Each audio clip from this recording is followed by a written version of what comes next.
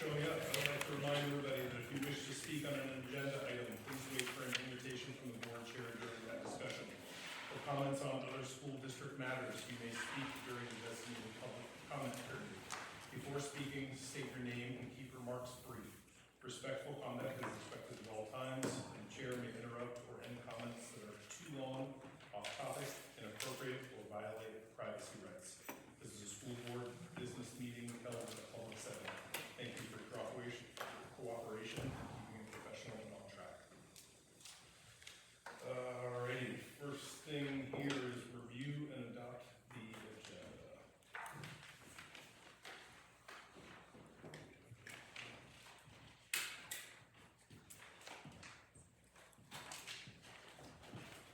We adopt the agenda as presented. I would like to make one change to this agenda, and that would be to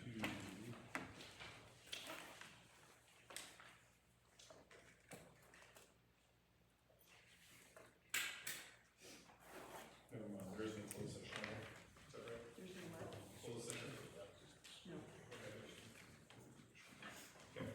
All right, we have a first and a second to approve this here agenda. All those in favor, please say aye. Aye. All those who oppose? Wonderful. Next is section 3, which is public comment. This is an opportunity for the public to share brief comments of no more than 3 minutes on matters not listed on this agenda. Legal issues and complaints should follow the grievance process outlined in policy 1700. The board will not respond to comments during the meeting, as its role is to listen and consider public input rather than engage in discussion. Have we any public comment at this time? Right, Sir. I'd like to make one public comment. I just want to say thank you to all of those that really worked hard and did a good job and helped us get the levy passed. Absolutely. It's a real show of strength and backing, and we do appreciate it.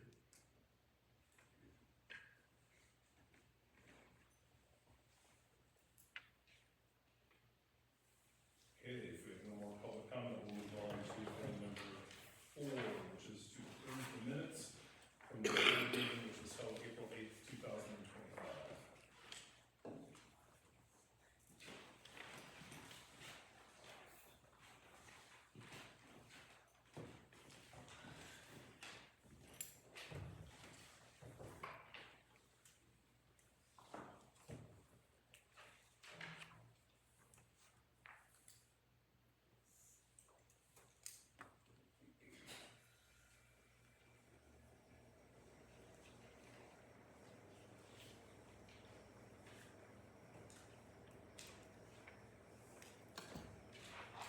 The motion that we approve the minutes for April 8th, 2025.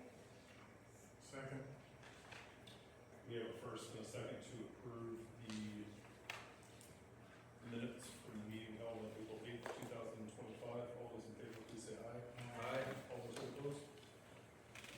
Wonderful, moving on to claims and warrants.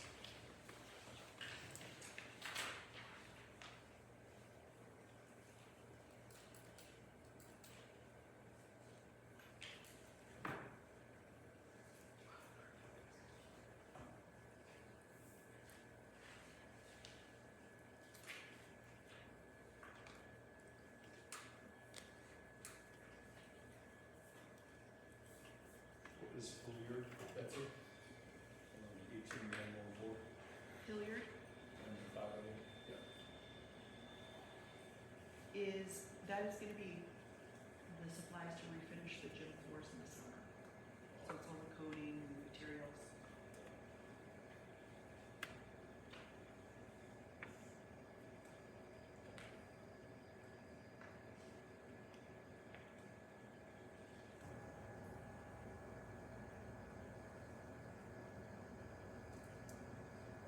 The expense for the math curriculum.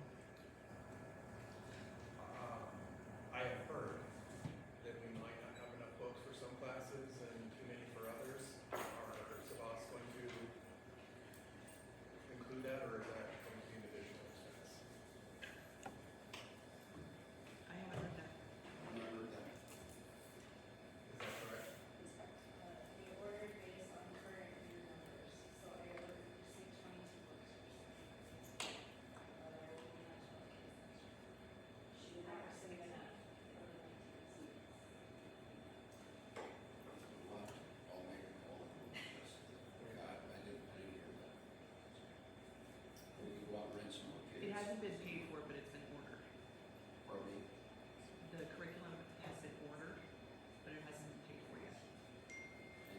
the check, it's been cut, but I wanted to make sure that we got everything before we sent a check. But you're saying that materials have been delivered? Yes, yes. Some have very good. I think we can make the adjustments for this one.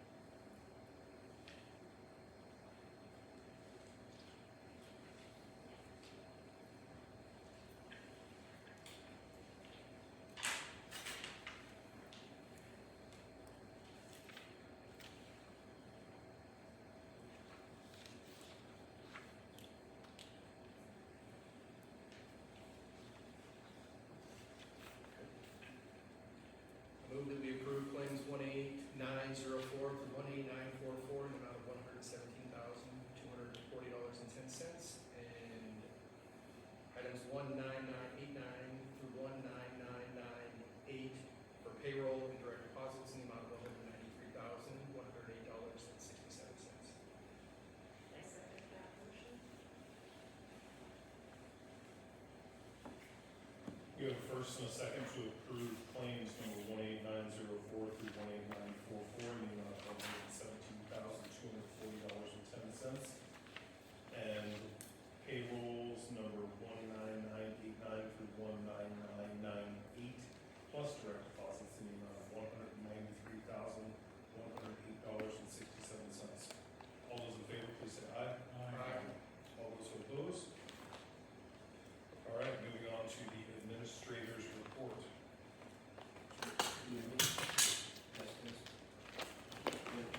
I'll give the reports for the principal and the AD. Obviously, school is winding down. In your packet, you'll see the key dates that are there. Obviously, the large one on graduation, which we're always excited about. I want to echo the recognition to the individuals and the groups that helped pass the levy. That's a really big deal. Not to mention, the amount of time that it took, the climate that we're in, and Alberton was one of just a few schools to pass an operational levy. And hats off. It sent a nice message in this area and across the state. I actually got texts and emails from people around the state saying, wow, that's a big deal for Alberton. So nice work with that. Good way to finish up the year and to create a launch for going into next fall. So my compliments, highest compliment to you. Thank you very much. Just, if you look at the dates, just the year-end recognitions that are there, and the times, students have done a great job, teachers have done a great job, people are tired. It's the end of the year, but it's a good time. So you can review those dates and invite everybody to graduation. It should be a great event. And then on the AD, Ms. Schaefer is on her way to some MHSA meetings. And track and tennis has gone really well. Weather's been, every day it's been 80 and sunny, which is a lie, but it's gone really well. Students have competed well, and we've had a really good time. Going into divisionals in track this week, tennis, and state the following week, and so it's been good. It's been really good. It's been fun watching the kids compete. So, any questions on those two issues? Big smile issues, so great. All right. Mr. Chairman, concludes my principal and AD report. All right, we'll move on next to the superintendent report. Sure. So in your package, you're going to see the STARS Act, House Bill 252. It's gotten a lot of publicity. It was specifically designed to increase early career teacher pay. That impacts us in a positive manner. We, in negotiations, I'm pleased to say, we reached a tentative agreement, which we'll come to later in the packet.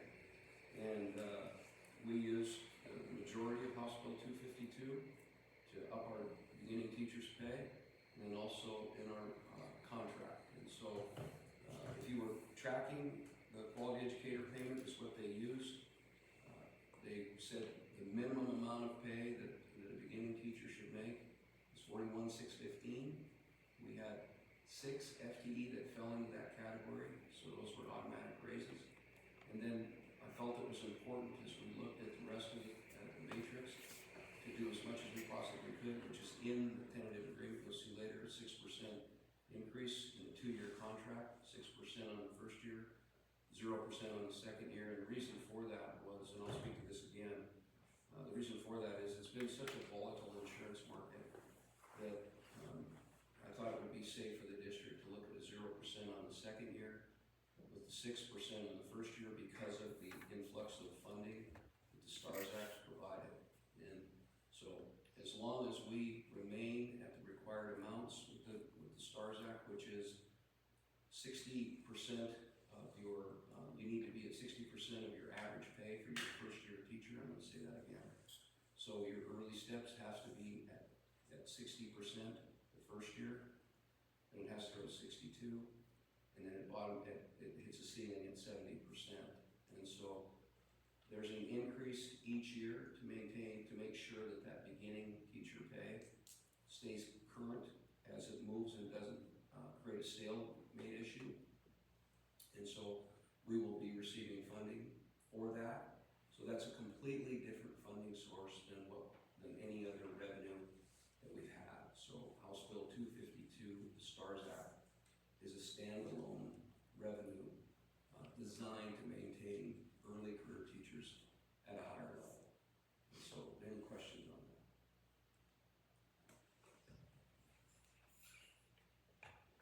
In layman's terms, it's a really good thing. Yeah, really good. Okay, so further in there, then you'll look at the tentative agreement. We've reached a tentative agreement. I thought the negotiations, some people refer to it as bargaining, I don't like that word, but a lot of them use it in negotiations, because I think I've been in most of my career consensus negotiations where you put the issues on the table and you hopefully build enough trust between both entities that you see what the needs are. And obviously, as we've talked, and what this board and community has put into play is, strategic plan, a facility review, pass the levy. So we're serious about Alberton Public Schools, and we're serious about making sure that we're competitive. And in this contract, it's a nice contract from the standpoint that we address some issues, I think, that keeps us in the forefront of that. I've heard positive things from colleagues about Alberton and about teaching out here, and I believe we really do have strong teaching staff. I'm impressed with it, and I've said that many times, not just because of speaking now. But I think the stars are aligning for Alberton, as we've all watched and wanted it to happen. And so as we go through the tentative agreement, you'll see that this is the finished language, and this language will be placed into the CBA by the end of May and ready for your signature upon approval from the board tonight. Okay, so we'll go through these points with you. So staff evaluations, that was a language cleanup. First tenured staff, it's the observation once per year and formal evaluations 3 times per year, or once every 3 years.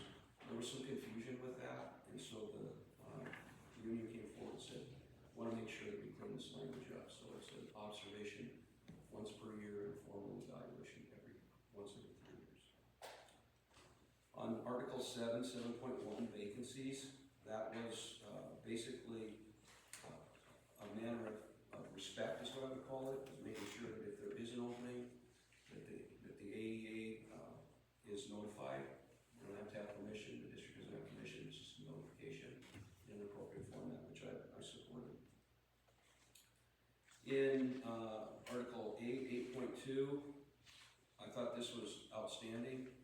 The teachers wanted to make sure, if they possibly could, is to get a PLC planning period 1 time per week, which for professional learning communities, when you're doing the work, it's imperative that you have the opportunity to meet at least 1 time per week. A lot of schools will carve out an hour at the end of a day, 1 time per week, or at the beginning, 1 time per week. And in a 4-day school week, that's a difficult thing to do. And so when we talked about it, what we said was if the district can cover the duties that other teachers are covering in the morning with possible volunteers, possible para support, that we would work to provide time once per week that professional learning communities could meet. It's a big deal. And this came from the union, which says a lot about wanting to get better. As we talked a little bit about professional learning communities, but it's the standard form of excellence for increasing student achievement. And basically what it is that it's making sure that everyone's consistent on what a student needs to know, building the instructional materials for them to teach and learn, assess them equally and appropriately, and then decide if they're learning what you should do and if they are learning to extend. And so with the commonality of the ELA curriculum and the math curriculum, you'll see more consistency come into play. But when schools are asking for more time for professional learning communities, we've turned a corner on just wanting to be very, very good. On 9.1, there are a couple of things with that. The 9.1 extra duty compensation, so I'll make this as confusing as I possibly can. So most matrix, if not all matrix, are based off of a base salary. And so as far as the activities, what a head coach is paid, what an assistant coach is paid, is based off of a matrix based off of a $32,000 base. It's like a starting number. And a multiplier goes in and says to the person who's been coached for so many years, you apply this multiplier to this base, that says how much your pay is. And just like you increase compensation on the teacher's matrix, which we'll talk about in a minute, same thing on the coach's matrix, but because of the STARS Act and the amount that we have risen the base, it would inflate these other numbers. And so what we had to do was make sure that we stayed with a lower base in these areas because of the quickness of the rise of the STARS Act on the teacher's matrix. Make sense? So we had to clean that up. And then we added extra duty compensation for robotics. It wasn't in there, so robotics would be the same as football or basketball or theater. So robotics is in now, so it's recognized there. And then on 9.4, which I thought was kind of interesting, and it's interesting when you're in negotiations and you're the district, you want to guard the funds as well as you can and be respectful to your people. And the extra duty compensation, there was a lot of, here, can you do this? And yeah, I'll do this. And people weren't being paid for doing extra stuff. And so that's fine, because there's some nobleness in that. But there's also some professionalism, because when we all work, we all expect to be compensated. And there's just so long you can volunteer to do something. And there hadn't been anything like this as defined, which was surprising for me, because in all of the contracts I've worked and settled, this is pretty standard procedure. And so I actually pushed harder for this than the teachers did. because I know how, if you handle it appropriately, then when a person feels valued for the time that they put in, they usually will put in extra time anyway, and it's a culture issue. I mean, it's, you know, compensation starts with a C and culture starts with a C, but this is really about culture. And I said, this needs to happen, and so we approved that. I said, but there's two sides to the story in this too, is, you know, people won't do anything unless you pay them, and that can be frustrating for management. So when I talked with leadership, I said, this goes both ways. And so I would hope that we don't get to a point where I'm not gonna do anything unless you pay me. And that's a culture issue. But there was a lot going on where people were doing extra things and out of the goodness of their heart, great. But at the same time, you know, in a professional manner, you need to be compensated so you feel valued. So that's what 9.4 is about. In 11.1, it was just a matter of cleaning up some language and with practice that was put into better language, and that was the ability to donate sick leave if you needed it. It's commonplace in this profession. Someone becomes ill, battling cancer, runs out of leave. Employees can donate up to 2 days of their sick leave if they want. So that's what 11.1 is. In 11.1, K, I have concerns about the number of leave that was taking place and has been taking place, especially in a 153-day school calendar. And my concern was that because it's so difficult finding substitute teachers, being able to continually offer a quality classroom with the amount of leave we were experiencing was a challenge for the district, and I thought it was impacting the ability to learning.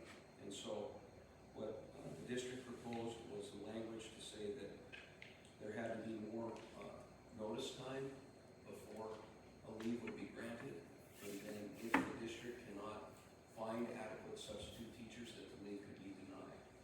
And so if that was on discretionary leave, that's not on emergency leave or sick leave, that obviously would be covered. But these are discretionary leave days that the district can say, we can't cover the class in an appropriate manner, and therefore we can't allow that leave to take place. Okay? Union agreed with it as long as at the beginning of the year that there's a transparent plan for the denial of leave to all staff. That's in the contract. In 12.1, insurance, and I think I'll let Ms. Wood cover this. She went through the process where we looked at different health insurances, and I can't say it enough. We have been in a very, we being public education in Montana, and I'm sure across the United States, the insurance market has been extremely volatile. And it's concerning, as I've shared a couple of times in these meetings, our property and liability has doubled in 5 years. And that's pretty much without any claims, correct? And so, as far as health insurance goes, we're seeing the same thing, and Ms. Wood and that team did an excellent job, so you want to speak to that a little bit? So we had an independent, well, first of all, we're with Must. We've been with Must for quite a few years.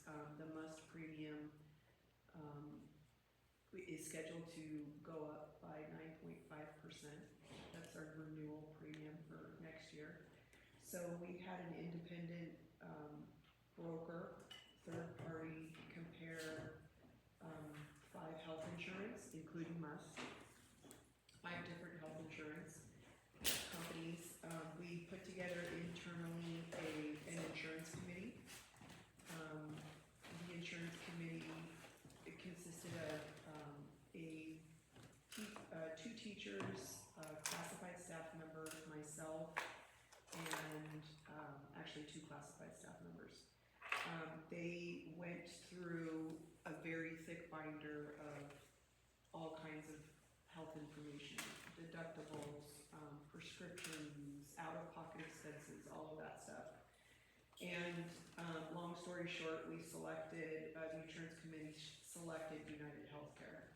And so we'll be switching to United Healthcare.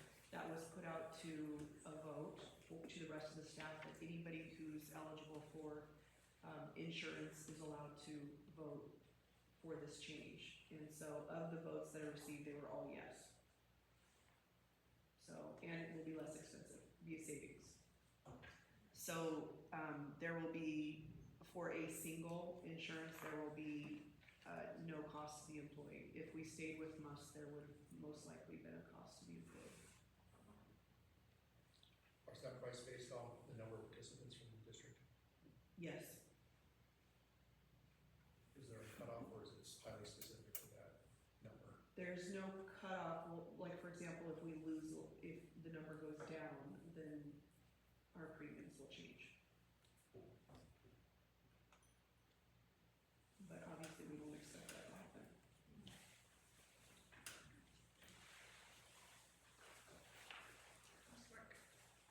Thank you.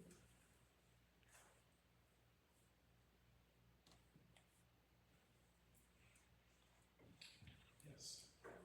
I just wanted to talk, Betsy, is that the insurance that talked about that fitness program too? Like the bump back to the employees, that was another awesome reason we selected. Yeah, so there's a really great perk to this program, in that you get rewards for wellness. And, depending on which plan you have, some of that will be, money to spend for copays. And, for some of the other plans, it was going to be, If you could prove from one of your applications, like a phone or Fitbit, how often you walked, how well you slept, they would bump back for you healthy, which I thought that was pretty neat. it's a really interesting perk that I think a lot of people will be able to benefit from. Great. Very usable, really easy, and the healthcare company is, offering, benefits to subscribers who are, making wellness a priority. Yeah, I think those benefits are often untapped in most insurance policies, and I wouldn't be surprised if everybody in this room had them, and maybe just didn't even know about them. Mm-hmm. I had a policy one time that gave me like $1,500 a year for that. I mean, it's huge. They like cut our health savings or something like that and gave us that money. It was pretty crazy, so yeah, they're out there for sure. Never heard of that before, so if we do have it, I wonder what. It was insurance when you call the 800 number on the back of your card and you get that representative that's just like sitting at home and like all they have to do is like tell you about your benefits. Like there's this world of benefit out there. It's just unbelievable. Yeah. And they can also help get you ready for things like your lab copays going up or whatever. But, yeah, that's great. I'm glad you guys worked together and did that. Yeah, everybody was, really, the insurance committee was really involved. They went through all of the documentation. This is the spreadsheet that the broker put together, the third party put together, comparing all of, the different pieces of health insurance. So there were a few people that put in a lot of extra effort to make sure that they were picking the best health plan for our employees, so. That's good. It's best when people get together. I really like this model of like hiring people to do a job and then watching them form coalitions and do that job. It really cuts down on the amount of micromanaging anybody has to do. And if in the end you don't like it, you chose it. That's right. So 9.5% is a huge increase. it's huge. It's ridiculous. That's how we operate. And what was the increase last year? I don't know. Yeah, I don't think it was that much. it wasn't zero. No, it wasn't zero. Yeah, it's crazy. Good.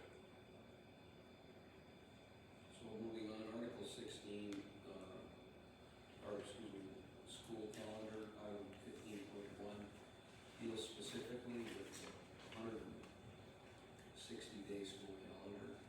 It's the 7 PIR days that are attached past the 153 instructional days.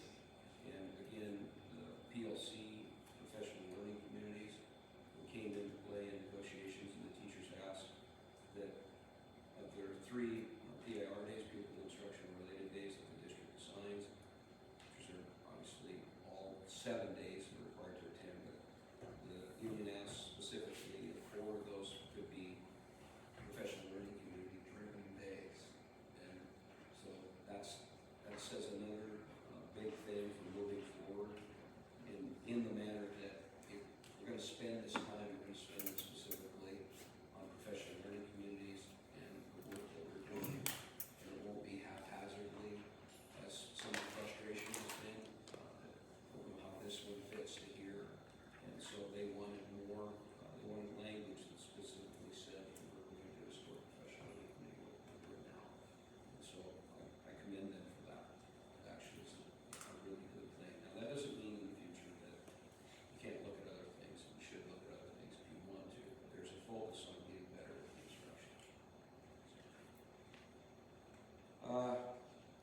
16.1, teacher working day, that relates back to the long explanation that I gave on extra duty compensation. It's just language that supports that.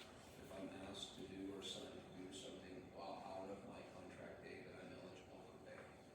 Okay. In Article 16, the working day, there appeared to be some confusion about what time employees are required to show up or what time their day is over. And so we cleaned that up. The district brought that forward and essentially said that your start day is 7:20 and your end day is 4:05.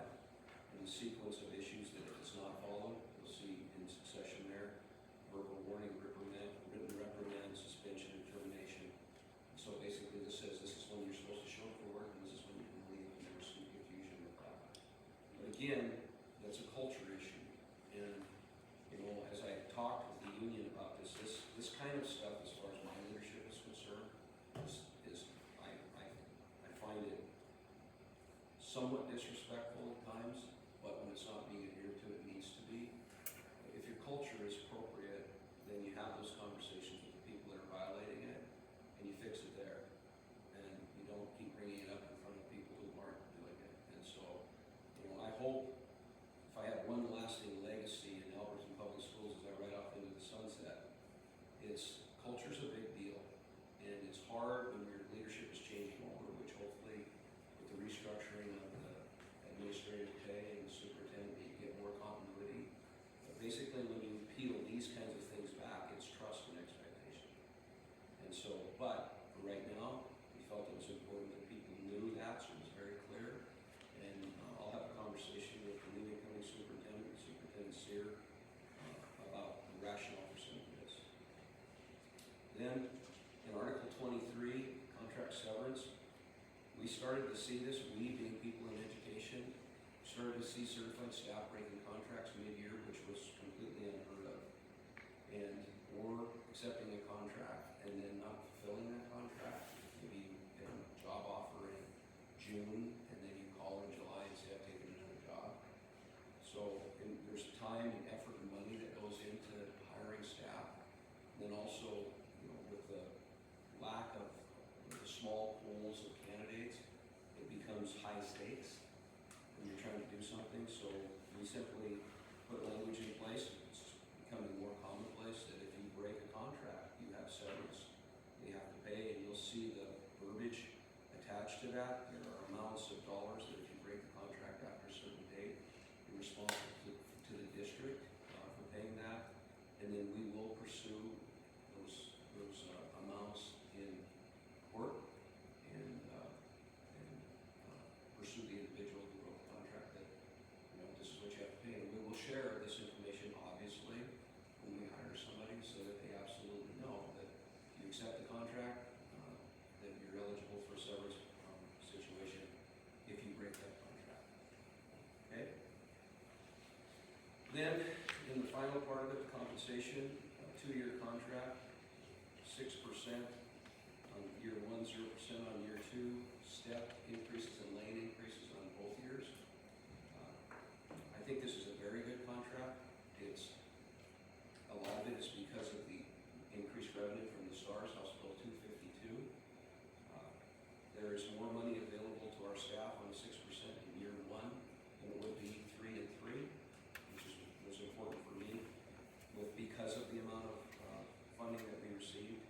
And then, as I said earlier, it's such a volatile insurance market that with the increase in compensation on year 1, it allows the district to watch 2 years with that 6% and the added revenue package of House Bill 252 to breathe a little better and sleep a little more at night.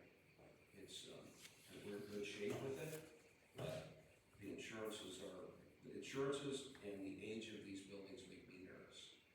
And so I didn't want to put anything on the second year for those reasons. Questions on that? Okay, that was negotiations. So I was pleased with them. I thought they went very well. I agree. Okay, moving on. Facility update. I want to talk about, we had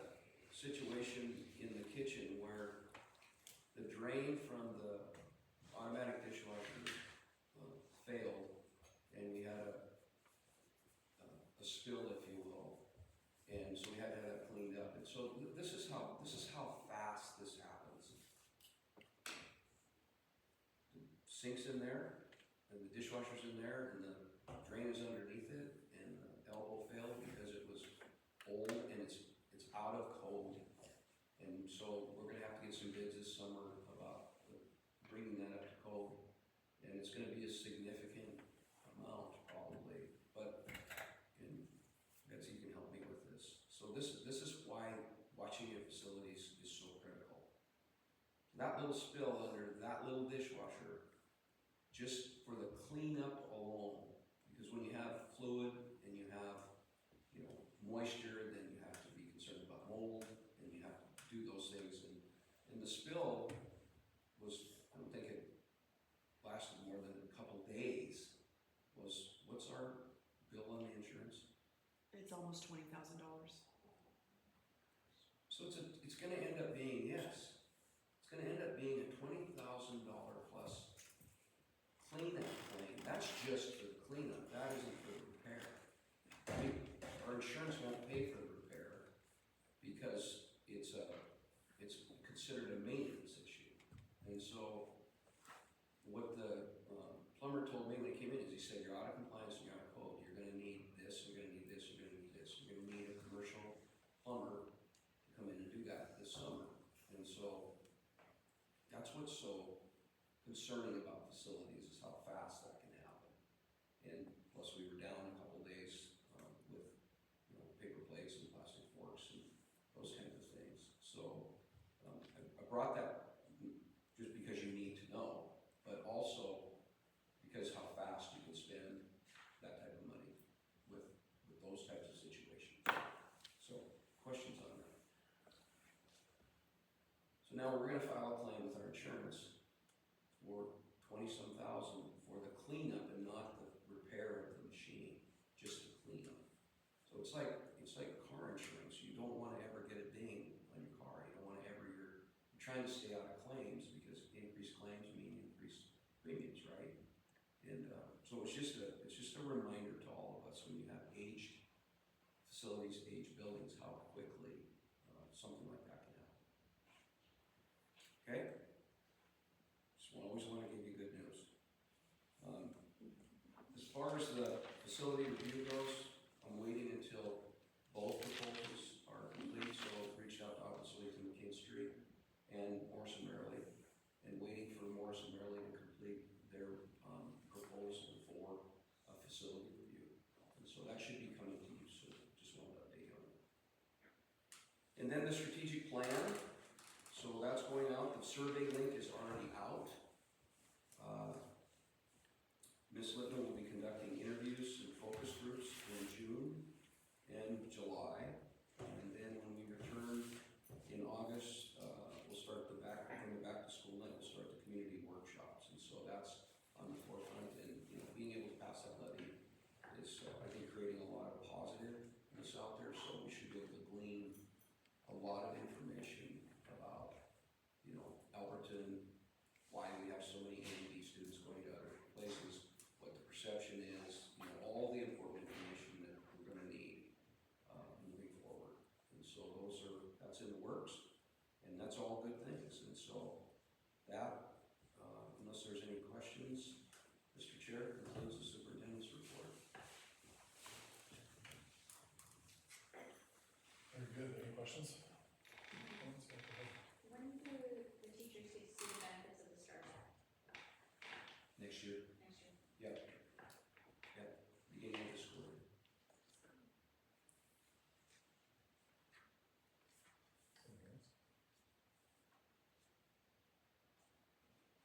All right, moving on. Item 7, discussion action agenda items. First of which is consent to approve. First thing on our list here is a contract extension for Superintendent Upham. The reason that we have this, Superintendent Upham's contract would be over at the end of this month. Shortly thereafter,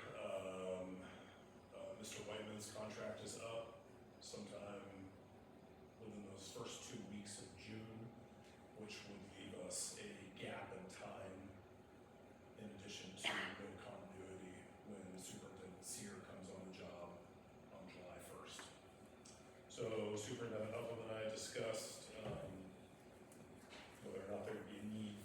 stay on board to kind of provide that overlap and coverage in the new administration. I told him I thought that that was certainly warranted.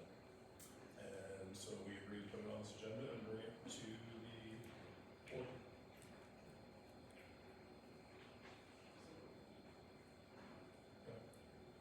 And I know that Superintendent Sear has been in touch with Superintendent Upham, just kind of requesting that warm handoff, which I think is another reasonable request. And so I guess what we are considering here would be an extension to see Superintendent Upham oversee things from that high administrative position through beginning of July when Ms. Sear comes on board. Any questions or comments about that? Does that work for you? I was unaware of this until I got it, but actually, I think it's a great idea. When I came in to the district, the superintendent had disappeared. And it really creates difficulties when you're trying to get started and there's no knowledge base there really ready for you.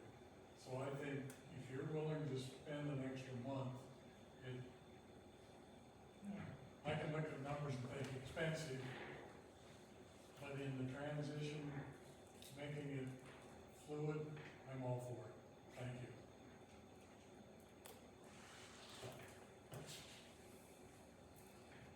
I move we offer Mr. Upham this contract as written. That we approve it, not offer, sorry.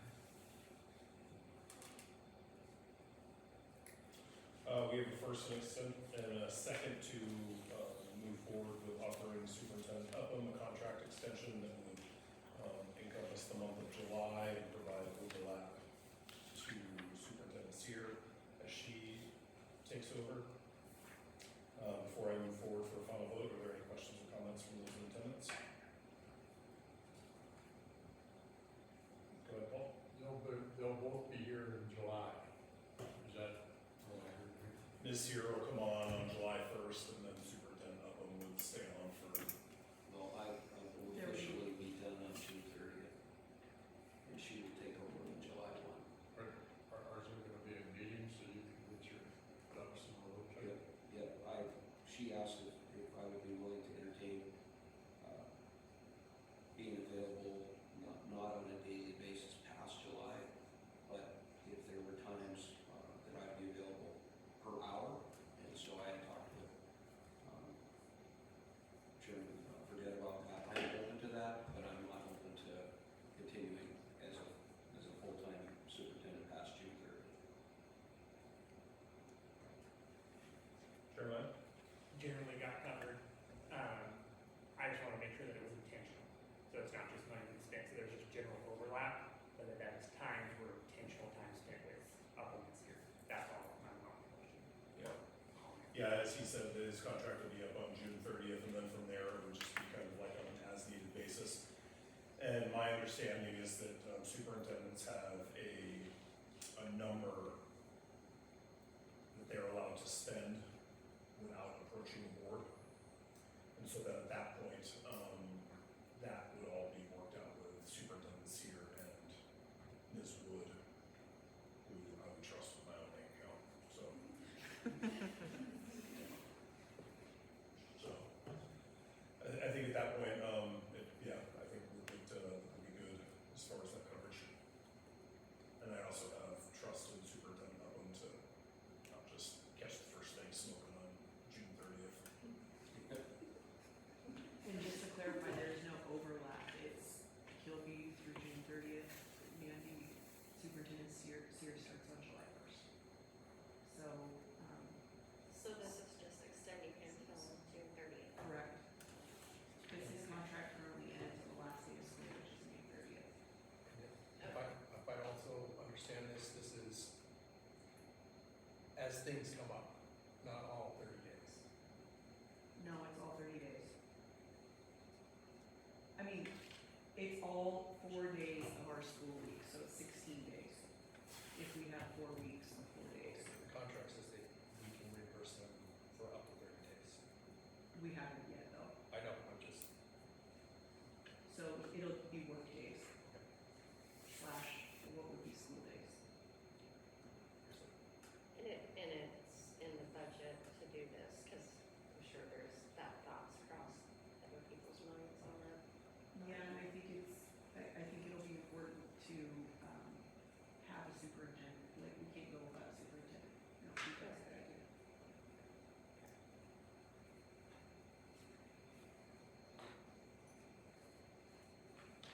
Any other questions? Yes. Is that volunteer time for Miss Sear then? If she's not under contract with us until July, does that mean she's volunteering that time to speak with our superintendent? Well, anytime that she spends, I mean, and she spent a bunch of time to this point, I think, working with teachers and working with superintendent on, yeah, anything until she is officially on the books on July 1st would be volunteer time. Okay. Yeah. But that is also understanding that she has a job to close out in Clinton for that time too, so. I have really no expectations of her time in the month of June. Well, she's shown so far that she's committed some time under volunteer arrangements. Yeah. She has. She's gone above and beyond in my opinion. Yeah. Anything else? Okay, we have a first and a second to approve the contract extension for Superintendent Upham, through June 30th of 2025. All those in favor, please say aye. All those who oppose?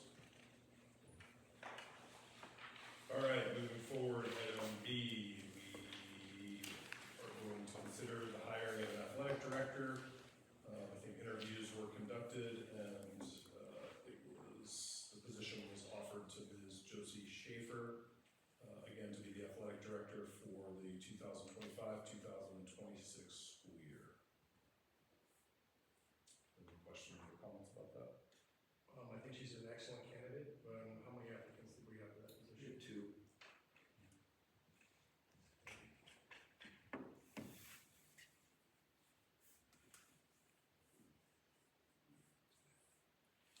I move that we approve to hire Ms. Josie Schaefer as the activities director for the 25-26 school year.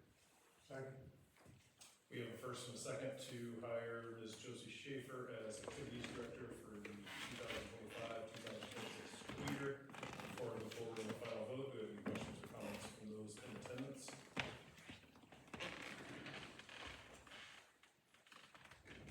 All right, we have a first and a second to hire Ms. Josie Schaefer as the Alberton Activities Director for the 2025-2026 school year.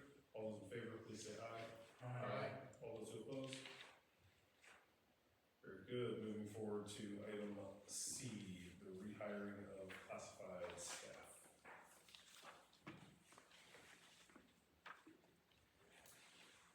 On our list of classified staff, should I name these folks off, or do we just want to go with a blanket? Like extend. Okay. I move that we rehire the list of classified staff as presented to the board. I second that. We have a first and a second in favor of rehiring the classified staff as presented to the board. All those in favor? I have a question that I think I should ask before we vote. From my point of view, no, that's fine, I'm sorry, I'm in the wrong letter.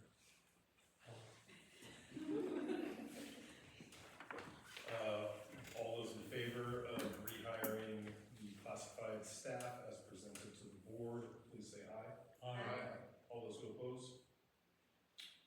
All right, moving forward to item D, which would be the rehiring of certified staff. This is where my question comes in. Okay. technically the principal certified staff, are we in good shape in terms of Mr. Whiteman? And next year, Exiting and then his duties. pardon? You mean is that position's exit and then those duties? Is that what you're asking? Well,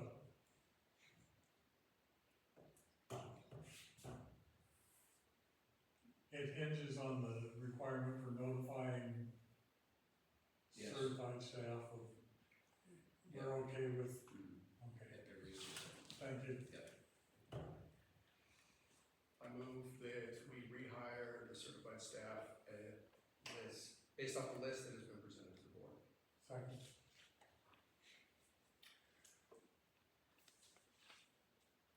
Am I reading this correctly, that everybody decided to come back?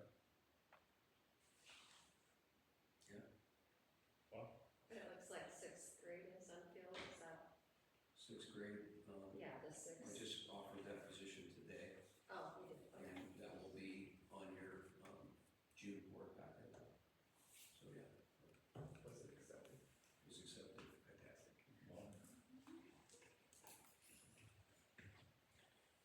Well, thank you, everybody, who wants to come back. It's nice to have you. All right, we have a first and a second, to rehire the certified staff as presented to the board on this here list. All those in favor, please say aye. Aye. All those who oppose? Did you have a question that I missed? No. Okay, item E, which is the hire of summer custodial staff. I think we're missing that page. So that list is going to be, 2 students and Connie. And I think that's all we do for summer staff. Leave one more down. So I do have another student, if there's another student that's in, You'll need another. well, that's not additional summer staff, I mean, that's still an open position that we're gonna fill. So it's, summer staff is Connie and 2 students. Do you have, buy-in or agreement for those students? Yeah. Are they already on staff doing this job? Yes. And they're just gonna roll into summer.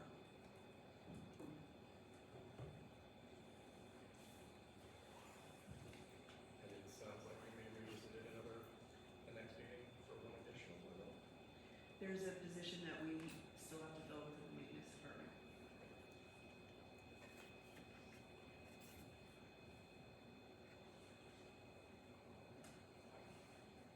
I move that we hire, summer custodial staff.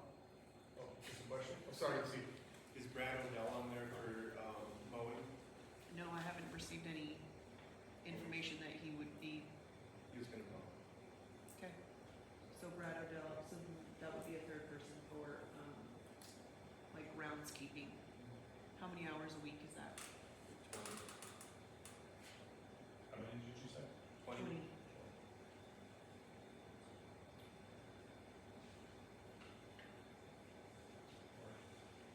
I move for the hiring of summer custodial staff as well as Mr. Brad Odell for grounds maintenance, 20 hours a week approximately. And the summer custodial staff will be Ms. Connie plus 2 students who currently serve as additional custodial staff. So that's Second. We have a first and a second to hire, summer custodial staff as presented to the board in this discussion. All those in favor, please say aye. All those who oppose? Perfect. All right, moving on to item number 2 of our discussion of action items. The approval of 8th grade students for promotion. And we have a list here for that.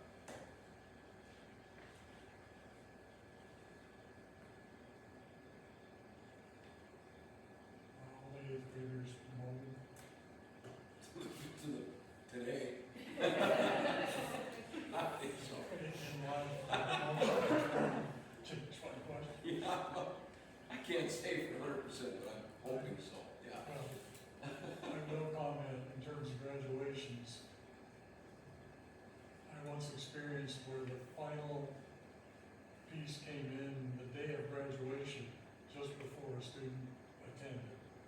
So, I think we put some parameters in to guard against that. Yeah. If we're not, he or she's okay. Let's just put it that way. I move we approve the list. Second motion? All right, we have a first and a second to approve the 8th grade students for promotion. That's supposed to be a 7 animal, I'm sorry, guys. We have a first and a second to approve, the list of 8th grade students for promotion as presented to the board. All those in favor, please say aye. All those opposed? Moving on to number 3, which is the approval of seniors for graduation. Is this all the seniors, or is there some missing? As far as I know. How many do they have, right? We have 9. Of note, this class started Alberton 13 years ago, and that class size was 23.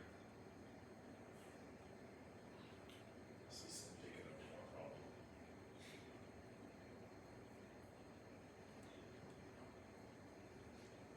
Move we approve the list of seniors for graduation. Second. We have a first and a second to approve the list of seniors for graduation as presented to the board. All those in favor, please say aye. All those opposed? Moving on to number 4 is the approval of new health insurance, which would be United Healthcare. In light of the earliest presentation, we seem to be pretty well assured that much thought went into this, and the group has selected what they seem to be the best.